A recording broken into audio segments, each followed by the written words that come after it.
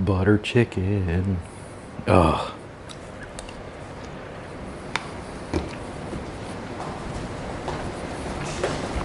Welcome back to a new episode of New Free Grill. I have 4 chicken carcasses that came from making butter chicken, which is what I'm about to show you, by the way. I went ahead and just now, I deboned 2 entire chickens. And what I did is, just to make it easier, the wings and the legs, it's just easier just to cook chicken legs and wings. Trying to debone those is just a horrible pain in the ass. I am able to pretty decently get all of the chicken skin almost in one piece off of the bird. This is going in the oven and it's at 350 degrees. Chicken legs and wings go in the oven, 350 degrees. That was preheated. I've got stock on pretty high. I've got the lid on. Here's what I did. I had some old onions. There was a little bit of 3 or 4 stalks of celery, some carrots that looked like they were almost going to turn, but not bad. I went ahead and cut the ends off. When I dice the onions, I leave the skins on. They're yellow. I just dice the ends off, slice it into quarters, throw it in the pot. The skins, they say, actually add a little bit of color to the stock. Maybe it does, maybe it doesn't. So, onions, carrots, celery. I used a couple of bay leaves and 10 or 15 peppercorns. That's basically what I add in addition to hot water to get it to cover the vegetables and the bones, the carcasses. I had, in addition to these, I had 2 other entire carcasses and probably 2 packages of chicken wing tips where I make wings for Cece. All of that goes into the stock. That is gonna cook and cook and cook. I put it on high first. I'm gonna wait till it comes to a boil, then I'm gonna turn it down just to a simmer, just to keep it at a bubble. It's literally gonna go until it's 12:20 right now. It's probably gonna go till midnight tonight, and then I'm just gonna turn it off. I'll strain it tomorrow and then work on whether I'm gonna reduce it or not. So, chicken stock, chicken legs, chicken wings. These chickens were $7 a piece, it's $15. Dirt cheap, okay? So we're gonna work on butter chicken. And one of the things that I need to do is get a good spoon. I'm gonna use about half of this container of yogurt. We're gonna marinate this for about an hour before I get in further. And do I wanna mix this? Yeah, let me go and do that. I'm gonna put it in a separate bowl from the chicken itself. So I'm gonna mix it before it goes on the chicken. So this is a half a container of Greek yogurt. It's pretty tart. I get this from the local farms. I really love this. This is also what I use when I use cucumber and some lemon juice, a little bit of garlic to make my version of tzatziki. That goes on burgers, and I find it to be inordinately tasty. And the tartness, the acidity, mixes really well with the smoke from my smoker/grill.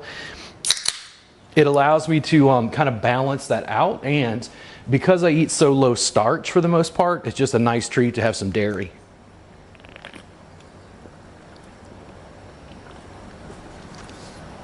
Now, we are going to use the lemon later, onion and garlic.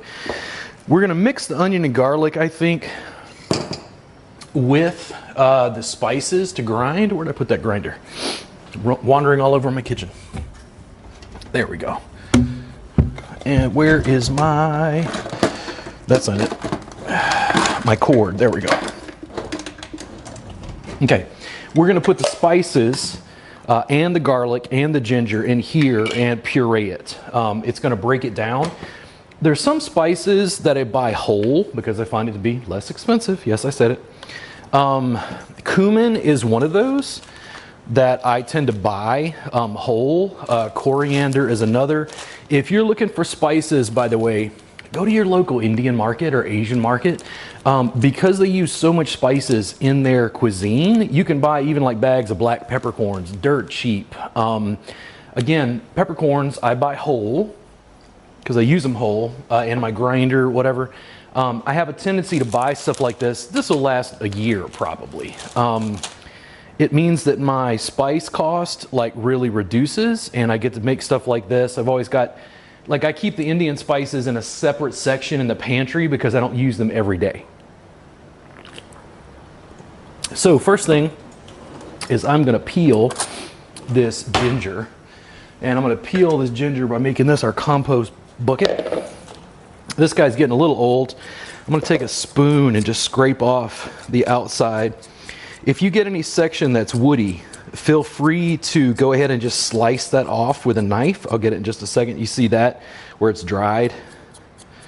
But I think that's gonna be enough ginger for the amount that I'm making. I was worried I didn't have enough, but this was just a leftover piece, and I think this is gonna work fine. There we go.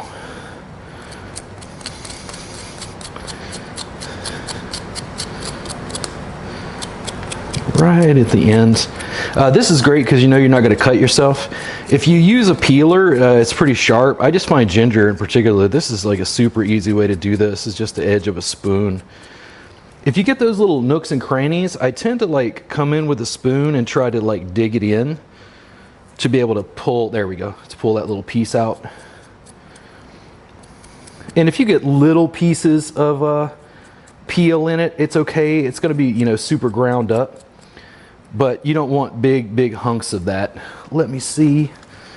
Make sure I scoop all that up. Put it in the compost bucket. And then that end, I'm gonna slice that off. Let me see. Right there and right there. I think that's pretty good. Right at the end, right there. Just a little bit of ginger. So I'm just gonna throw that in. With the garlic, what I'm gonna do is I'm gonna break open the cloves. Let me see if I have one of those little cutting boards. I'll make it easier. I'm gonna put this down, and hopefully you're gonna be able to see this, where I'm gonna come in, oh, that's not it, it's this bucket. Do not throw that in with your yogurt. And I'm gonna break off some cloves first. And I think 2 or 3 cloves probably is going to be enough for this. It's got a ton of other spices. Usually I'll use a larger, broader knife. Where'd that guy go? There it is.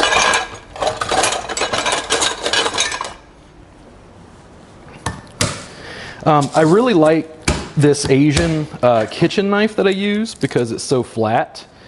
You can see a little brown piece on that. We're going to slice that off. You don't want that. That's going to be like give the garlic a funky flavor.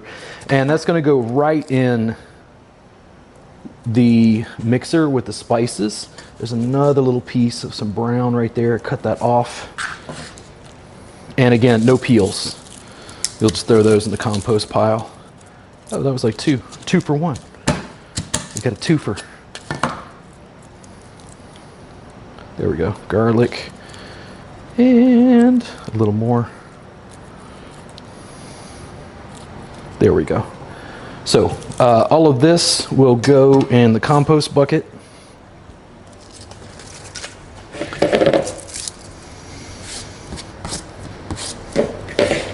And after I get the spices in the grinder, we'll go ahead and grind this up. Let me take a look at how much in proportion I want to do of each. We're going to talk about a spice that I had not used before, which is kasuri methi. This is fenugreek leaves. I've used fenugreek before. It has a really interesting flavor profile. This, to me, almost smells like incense. Like, it has the most interesting flavor, and I was going to leave this out of the butter chicken, and I saw a recipe online and they said, nope, you got to use the kasuri methi. It has this unique flavor profile. It is something that you will notice if it is not added. So it calls for about 4 teaspoons for the amount that I'm using. I'm going to go ahead and pull that little piece of plastic off. Now, for spices for Indian food, this is me. I'm going to eyeball it, okay? We're going to make adjustments, but it's going to be about 4 teaspoons. And you can see it's little pieces like flakes, like leaf. I'm going to grind it up into smaller pieces because I like when it gives me almost like a chunky I say chunky, a more smooth paste at the end. We want that thin, man, I can't get it out of the bag. Let me see if I can open this up more. Or I'm gonna sit there and be eyeballing it to death. There we go. Heaping teaspoons, make a mess. A little bit more, because I really like this. Okay, so the kasuri methi smells amazing. I don't want chunks of that floating around. If you had a mortar and pestle, I think you could use that as well. But let me see if I can get the rest of this off the counter. Hey, and that'll go right inside. Now, since I have my cumin whole, I'm going to use about 3/4 of a teaspoon.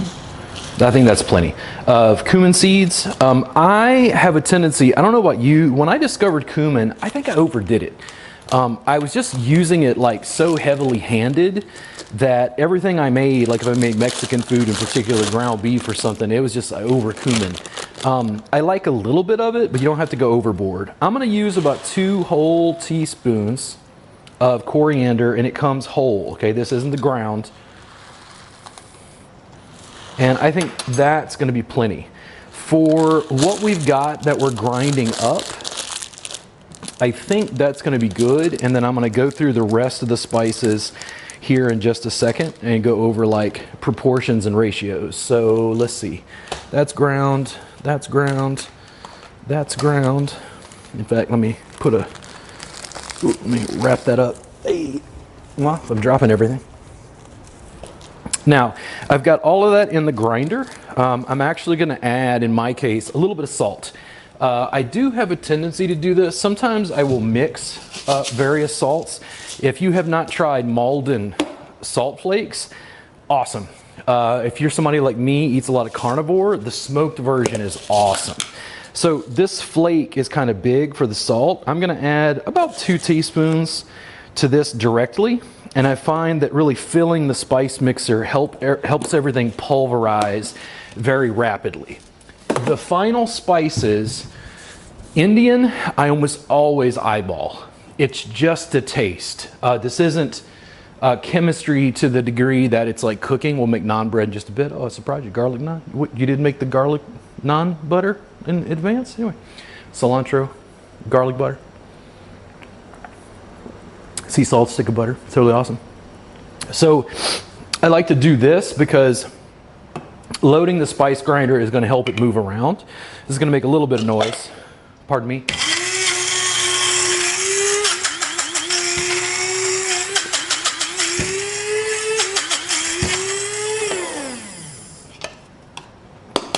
Now we're going to take a look, see if it pulverized to the degree that we want.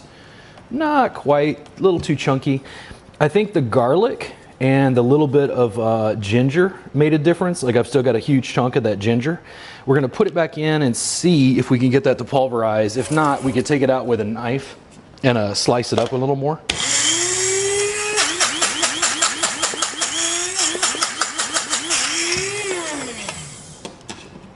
We will try and try. Nope, that little bit of ginger. Let me take the cutting board and see if I can dice this up more. That might be a little bit more fibrous as a piece. Let me go ahead and see if I dice this, if it makes a difference. Yeah, it's got a little fiber. You hear it? It's got a little bit of that fibrosity. Is that a word? It's a little fibrous. I'm going to cut it up more and then see if the little pieces move around in the grinder the way they're supposed to. Let's see here.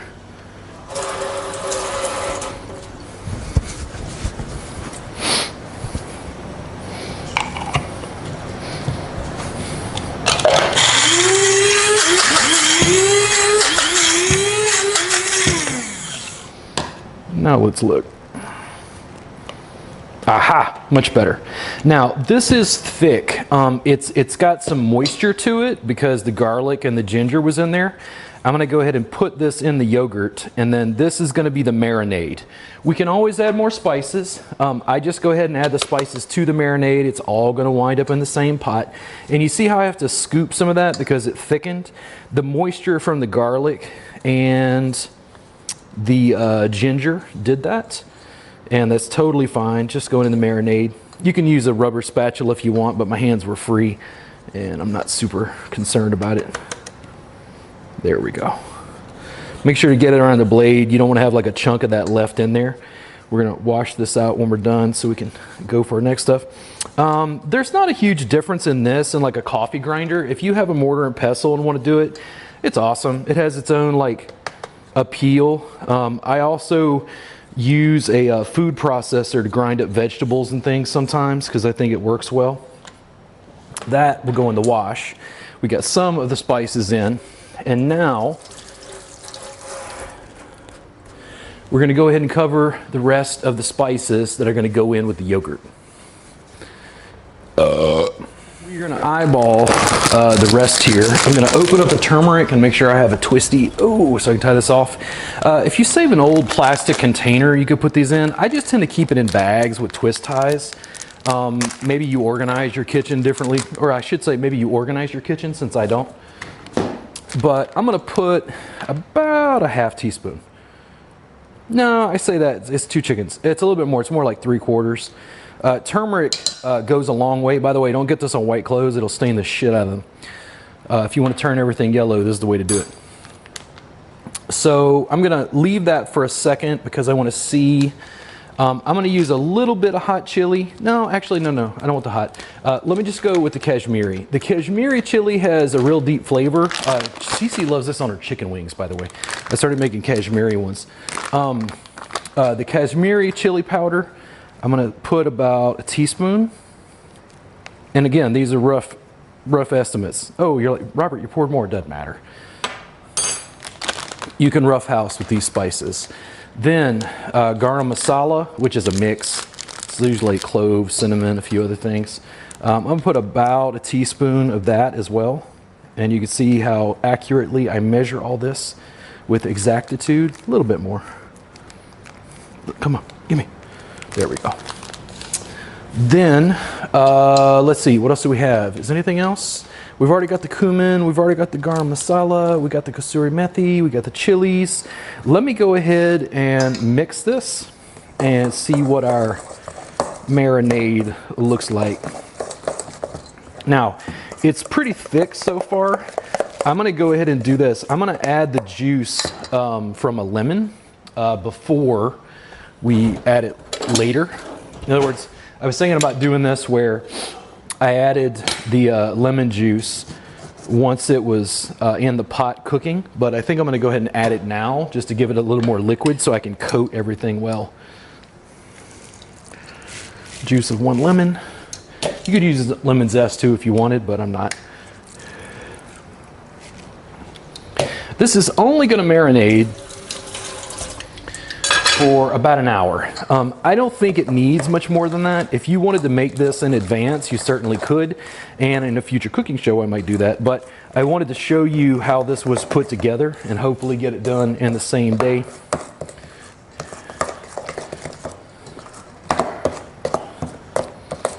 So I got this good thick paste. I'm gonna get a rubber spatula because I'll have to scoop that out.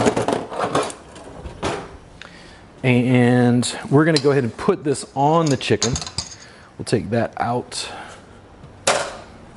We'll scoop this off. And I'm gonna mix this by hand. One of the reasons I'm gonna mix it by hand too is I'm gonna get a chance to feel all of the chicken and just make sure there's no bones, since I did this myself and I'm not an expert at it. I'm still learning how to part out the birds. So I'm gonna go through here. This is already mixed. You'll see this light kind of yellowish color. That's the color I prefer. My chicken tikka masala has so much of the Kashmiri chili, it's really red. It's just, Cece has me make that molten. This is much more gentle. I think butter chicken is probably some of people's favorites. And with my finger, I'll scoop off the paddle now before I get my hands supremely messy. And I go ahead and hand mix that. So I'm just going to coat all of the chicken pieces. I'm going to come in here, and this makes a mess, but again, I want to feel if there's any pieces of like bone or grizzle or something that's in the chicken meat. And I think this is just the right amount of yogurt, spices, once it all gets together. That lemon juice helped it be a little bit more runny, so it like coats and moves the chicken better. I say moves, but allows it to move around in the bowl more easily. It's not all dry.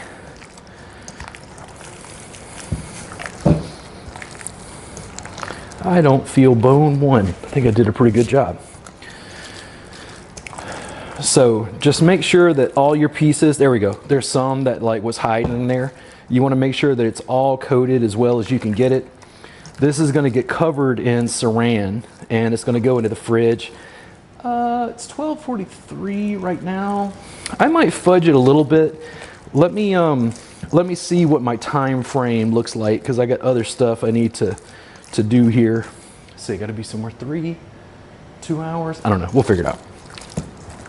Either way, you'll get your cooking show. There we go. A little bit more at the bottom there. So once that's good and coated, I'm just going to press it down. That's going to get covered with saran and stuck in the fridge. Now that we got some of the dishes out of the way, like I said, we're just going to coat this in saran. Oh, that's going to go in the fridge for a little bit. And this would be even better, I think, if you marinated it overnight. But I find our chickens from commercial production in the United States are tender enough. It doesn't make that big a deal. If you had yard birds, in particular, the yogurt is really going to help tenderize everything. That acidity is going to make a difference in the texture of the meat itself. Let me go ahead and package up our spices and put them away, and we'll be right back. I decided to leave the chicken out.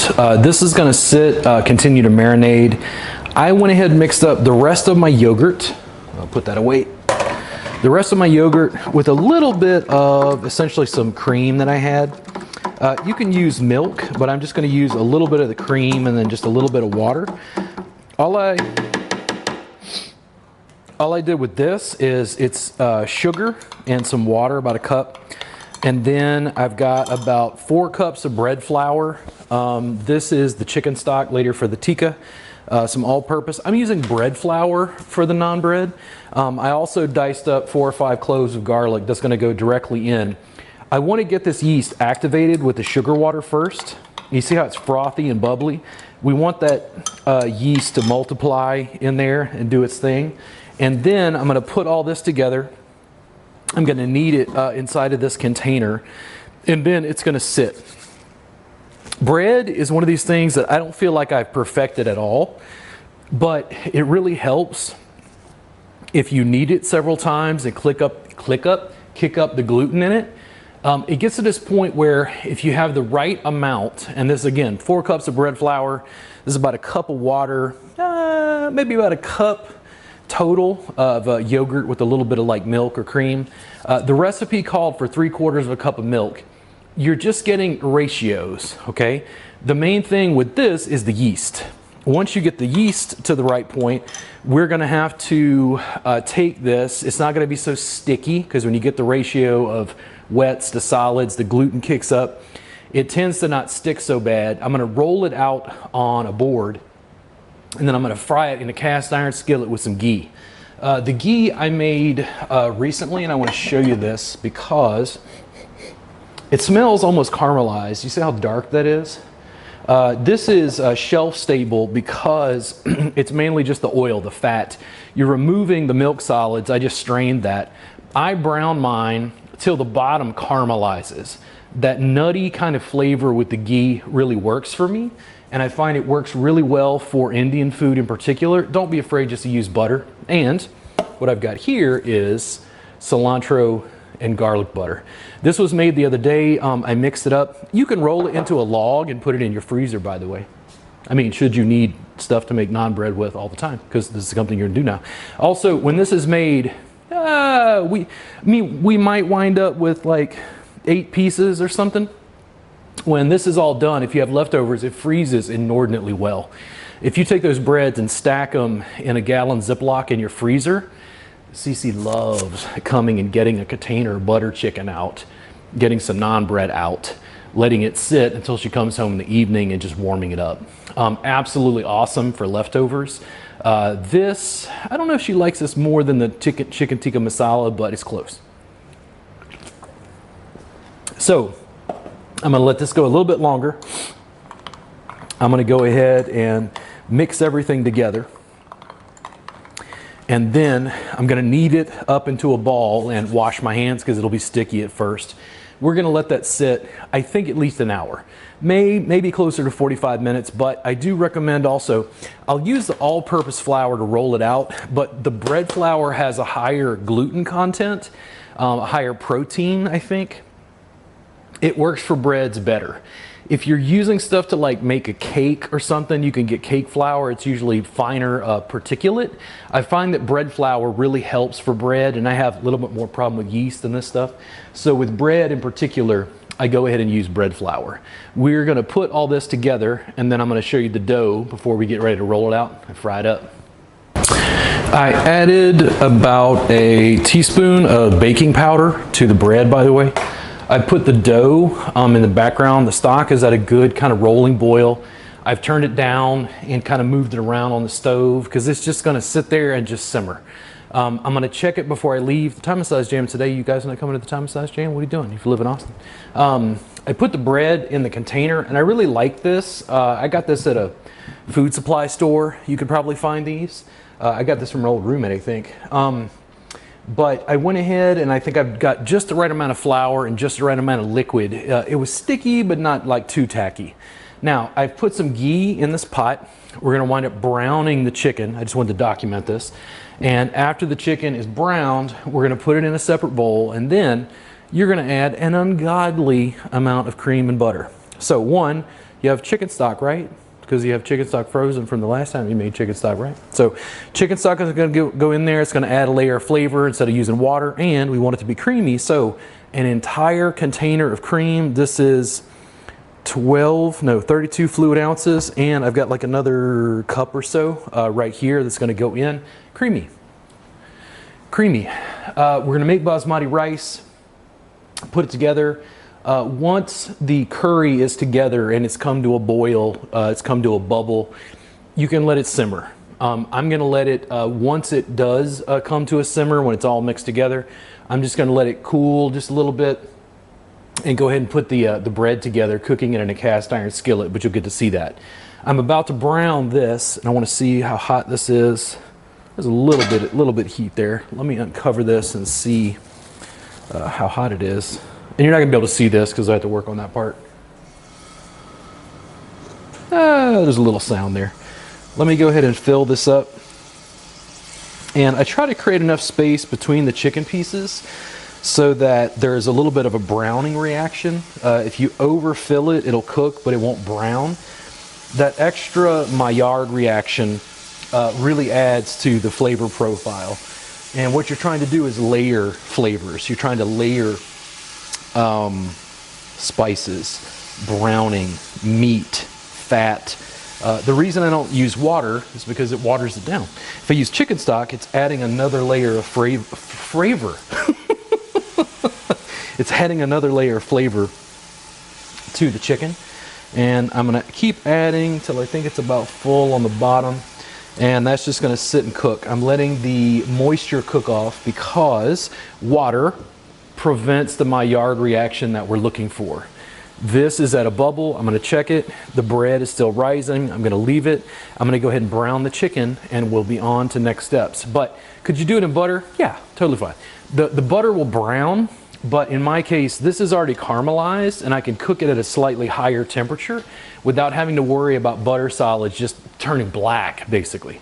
Not browned, not like a chocolate chip cookie that's raw dough, a chocolate chip cookie that's baked, that's browned, but you don't want the butter solids to burn. We're gonna go ahead and let that keep going. All right, we're gonna get a chance to compare these, and I wanna show you this so you get an idea.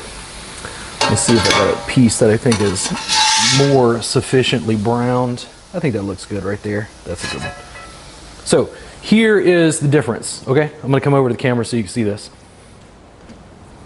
This is raw chicken, that is browned. The browning reaction that happens on the fond, right? That is scraped off the bottom of the pan as I go and set aside, because it's gonna take me a while to brown this whole thing. We are adding layers of flavor. That caramelized bit on the bottom of that pan that you can't see right now, that stuff is all over. I use a new spatula I got with OXO, from OXO by the way. I'll put a link down below if I remember. I scrape it off the bottom and put it aside. It's all gonna come to a boil with the cream, with the stock, everything together, and I can tamper with the spices. I checked the bread. The bread is awesome, totally great. The stock, let me check it real quick. I'm pretty sure it's still bubbling the way I want it. I just wanna make sure. Oh yeah, still bubbling, didn't want to burn myself. And our chicken skin. So there is some schmaltz that has collected here. Instead of saving that, what I'm gonna do is I'm gonna pull the foil back, and in with my cooked chicken, I'm just gonna pour that chicken fat off. Oh no, I made a big mess. There was some in the pan. Oh, that's why. Okay. Whoops, kitchen foul, kitchen foul. So I'm gonna pour the schmaltz off and remove it from the floor where I made a big fucking mess. Because we want that chicken fat in there. That's gonna add some flavor. And I'm gonna put that to the side. I think I got most of it. Now that we've got the chicken fat, I've got some chicken wings. I'm gonna use these. Now as I eat these, are you ready? As I eat these, the bones are gonna go right in stock. Totally fine. If you have cooked the stock for several hours and you decide, hey, I want to add it direct, in other words, you don't have a container frozen, it's totally fine. Be careful with your foil. Apparently mine had a hole in it because I poured it everywhere. But we're going to go ahead and continue the browning process.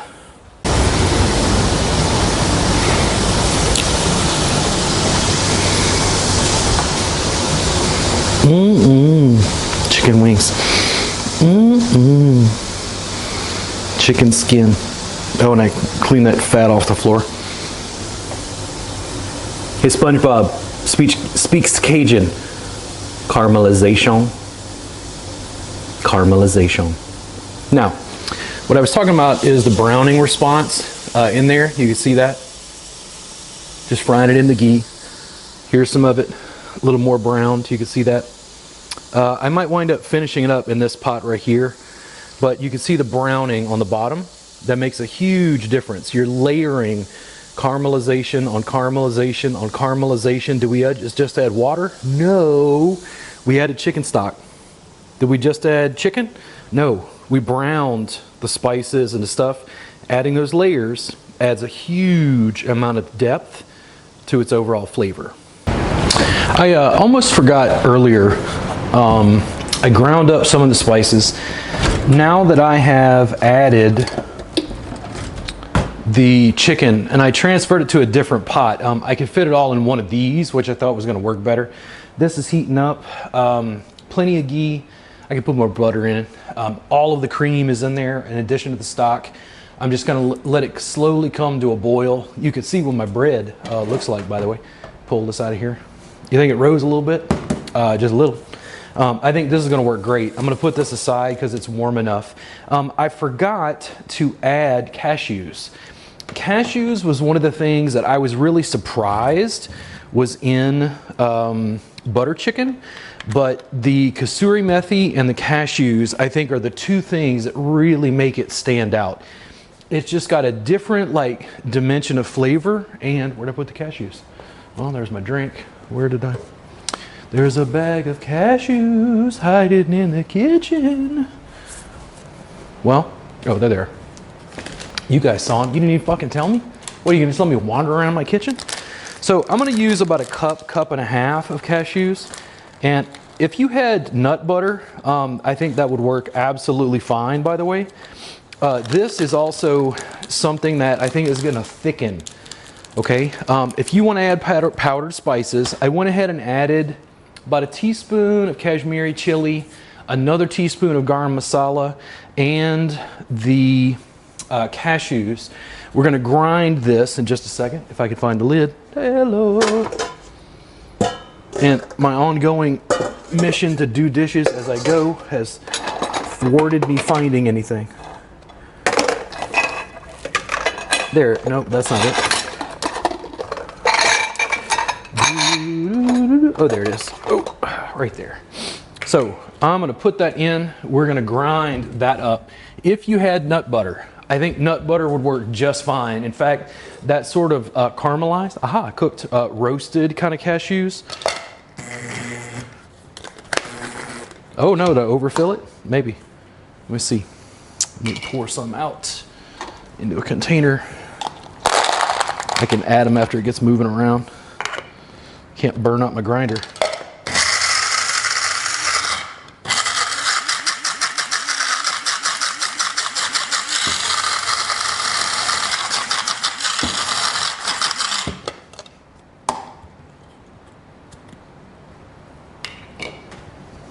I think that was good. I'm gonna go ahead and just pour this in. And I could tell that ground really well. You got some good like powder in there at the bottom. I'll make sure to pull that out at the end. But I had just a little bit, it was overfull.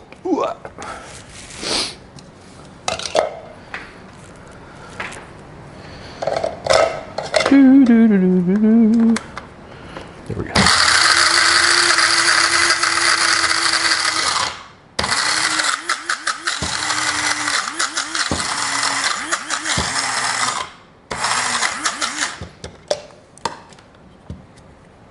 I think that got it. And I'm going to use my finger to get down in there because it kind of caked on the edges with some of the spices. There was a bunch. Man, it caked down there deep. I think it might be the moisture from the cashews that made it do that. Let's see. Right, there we go. That little bit. All right, that's going to get washed. I'm going to go ahead. Sometimes I use a cutting board to do the bread on. I think I'm going to skip that altogether. I'm going to clean off the counter and just use the countertop itself. This is always going to make a little bit of a mess, and if you've ever worked with baking, fuck, you could get flour everywhere. If you need to wear a mask, it's not COVID, but if you need to wear a mask to prevent that shit, feel free. I'm going to go ahead and clean this up, and we're going to get the bread started. Bread, you can now be mean to. And shake it out. So I've got my cilantro garlic butter. That is heating over there. It's got some ghee already in the pan. I need a rolling pin. Where did I put that? Where is my rolling pin? Here it is. So if you don't have a rolling pin, you can still do this. Use a plate. It's almost like pizza dough. I mean, you just roll on that little flatbread, right? So I'm just going to use regular all-purpose on the counter here. Sprinkle some of that out. Anyway, you're gonna make a little bit of a mess. Flour always seems to be that way, just a little bit. Now that I've got this on my hands, I'm gonna come in and take this and I'm gonna knead it up a little bit and see, oh yeah, it's warm, it rose, it's thick, it's gooey. So it's a little more sticky than I want. Let me knead this for a second and see. I might need to add just a little bit more flour to it, and I think I do. This is one of those things that's just completely by feel. If you've ever worked with bread before, you understand this, but I'm still learning, and bread is one of those things that, man, there is some chemistry with that yeast. There we go. It's a better texture. You gotta beat it up. Be mean to it. This is your capitalist overlord right here. Don't be nice. The yeast does not care. Oh.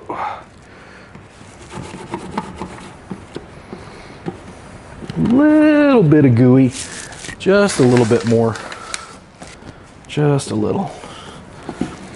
Trying to get just the right amount.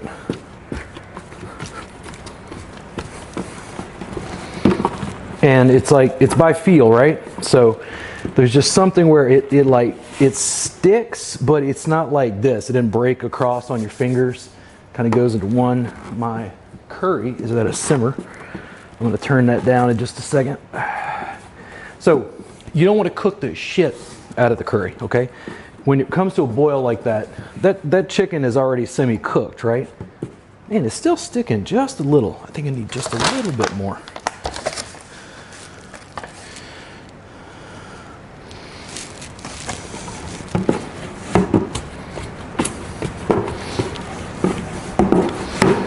And when they talk about the gluten relaxing and the gluten doing this, I just know if you let it sit long enough. I had this happen with pizza dough one time. It was like hard as hell to work with. It was sticky like this. And then when it sat long enough, the texture, like, it was weird. It was like you could punch it and it would deflate, but you could like cut it with a knife and it wouldn't even stick. You could cut it with a pair of shears. And it was like, I knew then what bread, you know, was in terms of like when they talk about activating gluten, it like changed the texture. And you see how it's like sticking to the edges here? It didn't do that when you have just the right amount of flour to liquid. Now, in my experience, what does happen with, let me turn this down. Which one's which? This one, just a little. Nope, not that way, other way.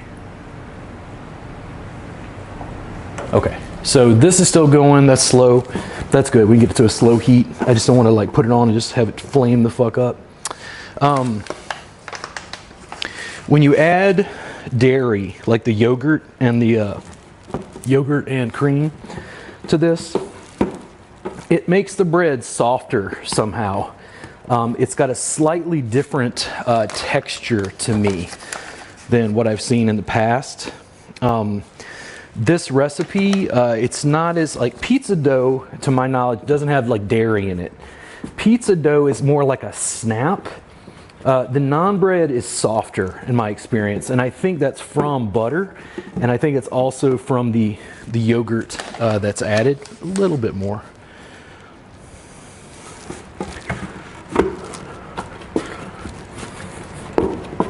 Now, these are going to be cooked. They can just sit.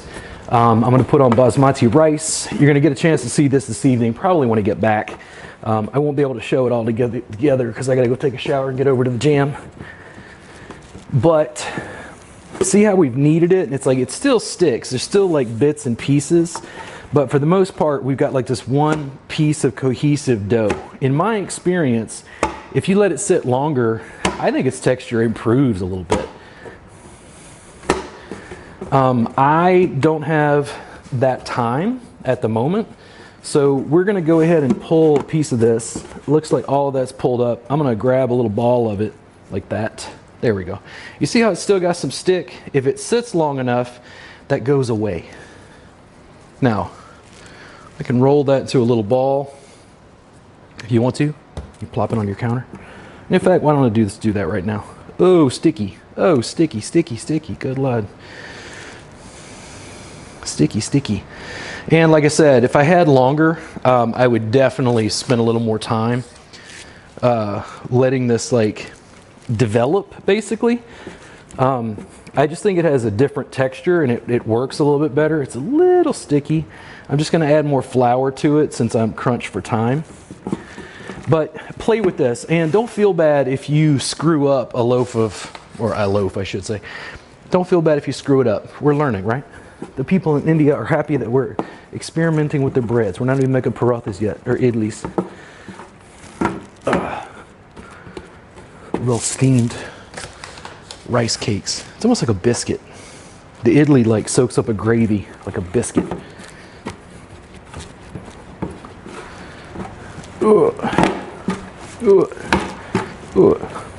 Little more. Keep going, keep going, keep going. But you get more of a feel for it eventually. You kind of know what the texture you think is supposed to be like. And the kneading, I think, improves the texture just a little bit as well. Okay, let me see if I can pull off a piece here. There we go. Not too bad. Now, if you were going to sit here for a long time, like if you were making 3 times as many, you could cover these on a pan. I think these are totally fine as they are. And size, I don't know. How much bread do you want in one serving? Hey, get off of me. Stop sticking. Stop sticking. There we go.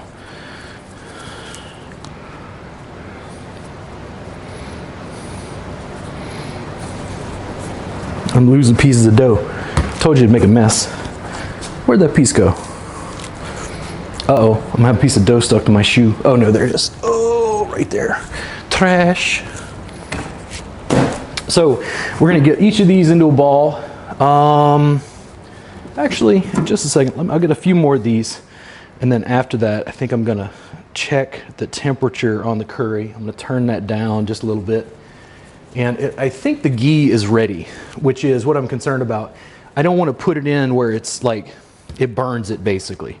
You want it to brown, of course, caramelization, but you don't want it to do so fast that it, come here. There we go.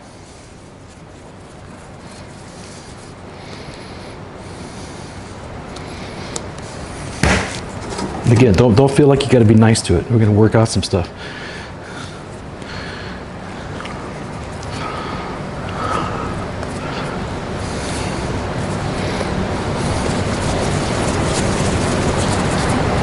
Okay, I'm going to continue work on that, but for now, let's see, I'm going to turn this down. No, that's pretty good. That's not, let me stir this actually. Oh, thick and creamy. So I'm also going to let the steam, I say steam, I'm going to let it continue cooking with the lid off. And part of the reason I want the lid off is I want it to dehydrate just a little bit. I want some of the thickness of the sauce to come together as it cooks. And I want it to thicken so it's a little bit more almost sticky, but it looks super creamy. It's got a yellowy kind of orange color to it, which is what I'm looking for. And I think the stock is going well. That's probably ready. Let me put this aside so I can show you rolling some of these out and how this is going to work. Oh, now let's grab one. Come here, you were the first one.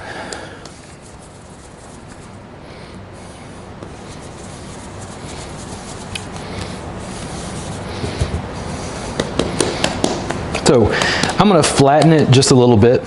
I'm going to put a little bit of flour on the rolling pin, and we're just going to start this. I tend to go side to side. You can flip it a couple times. Just make sure you got some flour on the bottom. And I try to make these as thin about as I can. You'll see how large that is. It's going to shrink just a little bit in the pan. That ghee is hot, okay? I'm going to make sure is anything sticking. If I need to roll it out again, I can. I'm going to try to get this in there as flat as possible. Okay. Now, I know my cast iron skillet. I've got that in, and here's what's going to happen. I still got stuff on my hands. Don't worry about it. It's just flour and butter. I mean, flour and water, yeast. Okay. So this was what I made, right? Listen, I can scoop this, and here's what's going to happen. I'm going to wait until that browns on one side. After it browns on one side, I'm going to flip it, and I'm going to put some of this right on top. So actually, no, I changed that. So what I'm doing now is I'm cooking one side. When this side is done, I'm going to use a spatula to flip it.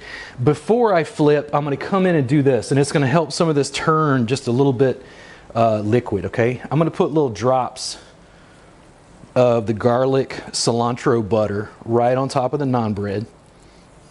Yeah, and this is raw garlic, right? Couldn't take too much of that. Well, I mean, you know, speak for yourself. I don't know how much you want. So one, I got some light clumps there. I'm trying to spread it around because after it cooks on one side, and you could just leave the butter, it doesn't matter. We're just rolling these out, right? After it cooks on one side, when I flip it, it means that it's going to cook the garlic and the cilantro and the butter into the other side. The solids in the butter are actually going to help it brown just a little bit, and I think my temperature is okay. I'm going to turn this up just a little bit. And usually what will happen, I like cast iron for this because I feel like it gets to a certain temperature that it just continues to cook and it like works well. Okay. I think I've got enough. Yeah, I got enough flour. So we're going to roll this guy out. Listen, you don't have a roller? Just use a plate, man. Just flatten it out. Like, this ain't a big deal. This is naan bread. It doesn't have to come out like pizza dough. And this feels pretty soft to me. I think I've gotten a good texture. You see how flat that is? I'm going to wash my hands for now, and we're going to continue. This guy's just going to sit, and I'm going to continue portioning. Actually, before I wash my hands, why don't I just talk to you guys? I'll just pull these guys out. There we go. I'll pull that into balls before I wash my hands anyway. There we go. So my curry's at a bubble, which is what I want, not overcooked. And if you want to, measure these, you can. I don't measure a lot of stuff. I'll give you proportions for this in the video, and I probably always will. But I have a tendency to just cook by feel. You see how it starts to pull? Look at that. See? It's like the texture already is like starting to change. And I always find that super, super interesting. Bread is like a super, super interesting thing to me. And wintertime is coming. Winter is coming. So I'll be making more. I was telling Cece she wanted more of this, and I was like, baby, it's fucking hot outside. And she kind of got sad. And I was like, oh, okay, go make naan bread. She wants bread, you make her bread. So if you need to coat these in a little flour, you can. I think it develops more when it just sits. I'm gonna put that away. And we're gonna check, there it is. So this cast iron skillet will get super hot, okay? I'm gonna use an oven mitt. I think that's cooked on one side. Oh yeah. So I'm gonna flip it, and you can see that. You can see that. Oh, it smells so good, that garlic and butter. So that's gonna go. I'll set that right there for now. We're gonna let it brown on that side, and then I'm gonna put a piece of aluminum foil out just to put it on. I may have another tray here. Let's see. Oh, and I do. Let me grab this. Let's see here. 1 second. I'm gonna shake this around just a little bit. Look at, I get brown pretty well on one side. You can play with this dough, okay? If you add more dairy, the yogurt, in my experience, it gets a little softer. It really depends on like how rigid, I would say, you want your bread. And you see how it's not sticking? Yeah, it's just a little flour on one side. There's big chunks of garlic in there. And let me see. I've also got a pair of tongs. I don't like those as much. Well, I guess I'll just use the spatula.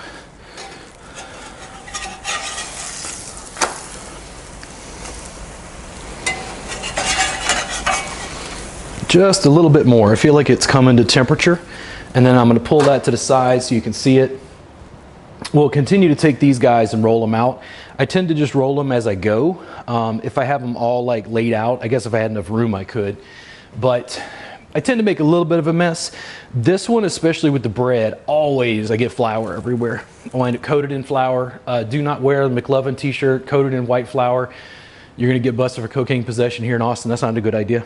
So I'm gonna go ahead and let's see. I'm gonna pull one of these so you can see it up close. Now, does that look like what you want? Does that look like naan bread to you? Because that looked goddamn good to me. And I don't eat a lot of starch. I'm probably gonna eat the curry without the bread, but that's just me. If you wind up with little bits of garlic, what I tend to do is come in and I make sure to keep the oil in the pan while I scoop the bits of like browned garlic out. Now, you could just eat this, but the reason I'm pulling it out is there's more garlic in the garlic butter. I don't want to burn garlic on the bottom of the pan and like leave that flavor in. That just tastes nasty to me when it gets burned. So that's ready. I'm going to put this guy in. Hey, we pulled a hole in it. Now, you use as much or as little butter as you want. If you don't like cilantro, just do garlic butter. If you don't like garlic, what the fuck are you watching my program for? Jesus Christ, you don't like garlic? Good Lord, people. So I'm gonna just sprinkle that around. If there's any of that garlic butter left over, you can take it and just wrap it up in like saran wrap into like a log and put it in your fridge. I'm gonna go ahead and keep cooking these. The naan bread looks great, and we're gonna show you this all put together. And you cook rice, right? Oh, come on. Okay. If you cook 2 cups of rice, which is a lot of rice, maybe for a family, use 4 cups of water, maybe a little salt. Trust me.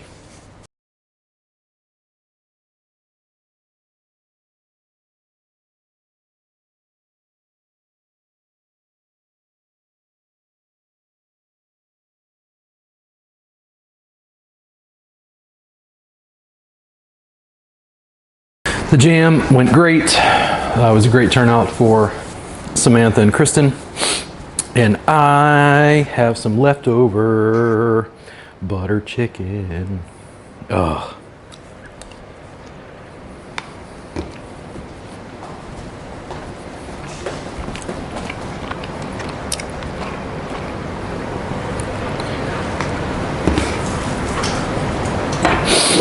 It's so rich,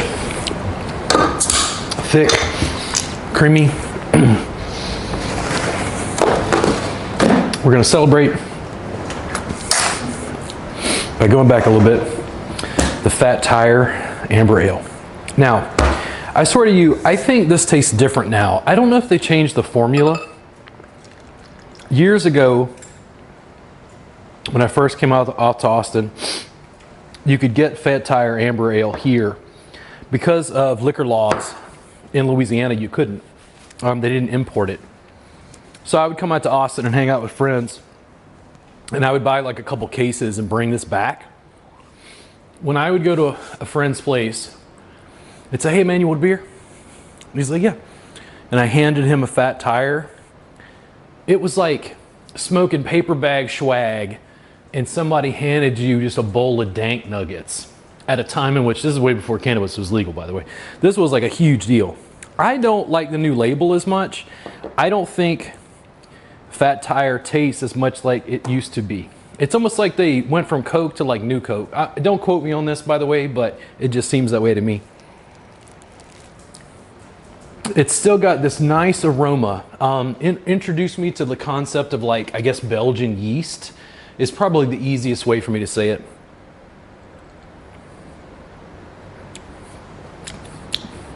Still good. It's not as, to my memory, it's not as malty. It's not as nuanced as I think it used to be.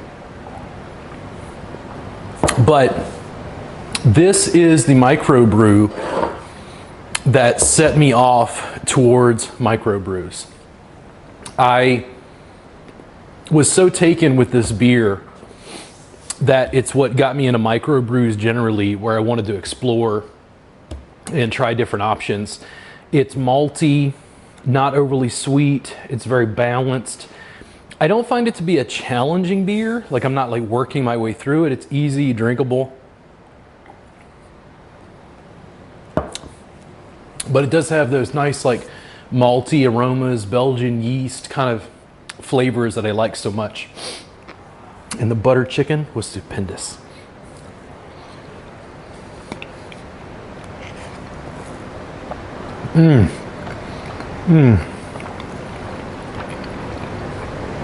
It's so thick and creamy.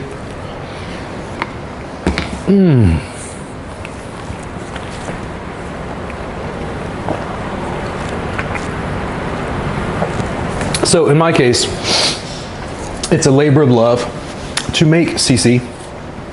There were 10 pieces of naan bread. There was an entire, I don't know, what is that? 13, I would say 6 quarts, about 6 quarts of butter chicken. There's 3 or 4 containers, not including what they've already eaten. Guys, we're talking about, maybe not including the spices, we're talking about $30 in ingredients. 2 chickens is like $14. A thing of cream is at $5, $8? Well, that's 23. But yeah, probably about that. Butter chicken, you could add an onion to this, but I wanted to try it without. I think I like the texture better without. You could put an onion in a food processor and puree it if you wanted to say thicken it, but I think it's spot on. I like the yellowish kind of orangish color. It's super thick and like nutty. The cashews, if I'd left the cashews out, it's not as thick. The cashews add like a thickness and a creaminess to it that's great. So now I'll continue to snack, have my beer. we're gonna move on to our next item. Yes, we're making more. Because we're making chocolate chip pecan cookies. Now, give me a minute, let me get out the mixer and all our ingredients. All right, we creamed the butter and sugar. I think it's the most important step. I mean, when you mix the butter and sugar, the butter is room temperature. It allows it to evenly disperse and creates little air bubbles with the sugar, which gives you like a different texture. So I creamed the butter and sugar, added the eggs. Don't worry about proportions. I'm gonna put all the ingredients on the screen. And for the sake of God, try not to make a huge fucking mess. What I tend to do is I mix the butter and sugar with the eggs, a little bit of vanilla. Then I put my dries, my flour, cinnamon, baking soda, salt, whatever, over here. I'm gonna slowly incorporate the two. And I think the way I'm gonna do that is I'm actually gonna scoop. Let me get a better spoon. Come on, we got a better spoon here somewhere. What are you doing? Give me a spoon. Give me a cup. Give me a bowl. This will work. So I'm gonna scoop a little bit of this at a time into the butter and sugar. If I put too much, it'll, I don't know, spray everywhere. And I have the shittiest ass one beater mixer. So when we talk about new free grill, do things at your own pace. Work with what you got. Get a new mixer on Facebook Marketplace.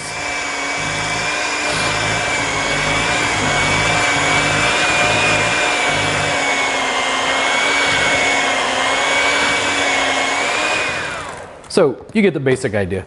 I'm gonna go ahead and move the wets now into here slowly and cover it up. Go ahead and slowly incorporate and mix it. If you find it to be too difficult, just grab a rubber spatula. You can kind of fold it in. Once I get the butter and sugar and liquids mixed with the dries, then I'm gonna come in with the chocolate chunks, chocolate chips, a little bit of oats, pecans, and we're gonna fold those in using the rubber spatula. I got a bigger bowl here because I need more room to work with. This is a huge batch. Feel free to reduce the quantity by half. I use 6 sticks of butter. We're making a huge batch, and we're gonna put on a sheet pan and freeze them for later use. All right, I think I got those pretty well incorporated. I had to move to the stock pot and use my fists. Yes. I felt like, what was that? Was it blood sport? It was like punch a thing of rice to toughen me up. Well, yeah. I mean, it's chocolate chips and oats, but there's some pecans in there. This mixer is shit. That one paddle just doesn't work. I'm gonna have to look around online. I've been looking at KitchenAids, but I think I can probably find one on Facebook Marketplace that'll work inordinately well. I might be able to find one that's like needs to be refurbished, kind of repaired a little bit. Maybe I'll play my ear at that. Let me go ahead and put this away. And then I'm gonna show you what we're gonna do with these cookies. Have I been doing it the wrong way? I think I am. There we go. So this has been mixed up. A lot of cookie dough. I don't expect you to make that much, by the way, but a ton. I'm gonna take it in small balls, and if I need another sheet pan, I'll do it. I don't tend to violently press it together. I just tend to roll it into a ball like that. And I think that's pretty sizable. You can make them smaller if you want. People used to complain because they wanted 2 cookies, and I'm like, why not just make 1 big cookie? I mean, not like a cookie cake, but these are gonna go in the deep freeze. I say deep freeze. They're gonna go in the freezer. They're gonna freeze overnight. Once they are completely frozen, I'm going to take them and put them in gallon Ziploc bags. And then when you want a cookie, well, you just grab a couple cookies and bake them. Exactly. These are gonna go in the oven at I think about 350, 325. Mind your oven. I find a lot of variability oven to oven.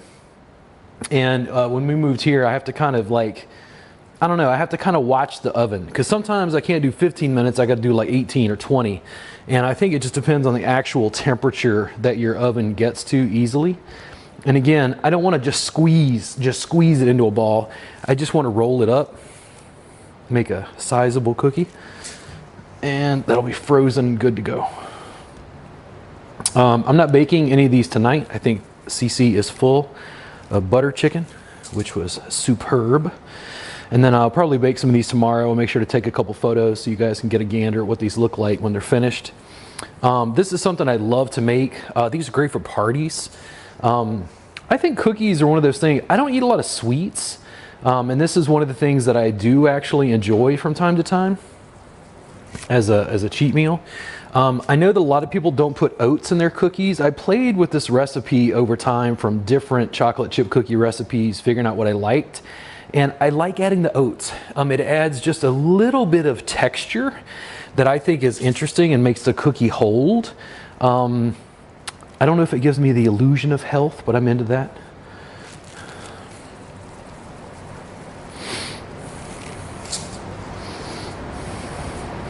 So we're going to go ahead and continue rolling these guys up. They will be frozen, put into bags, and you'll get to see the end. Thank you guys for tuning in to New Free Grill. We need grill shit. We're going to change the name of the show? Anyway. Yeah, so chicken stock is still going. That'll go till later.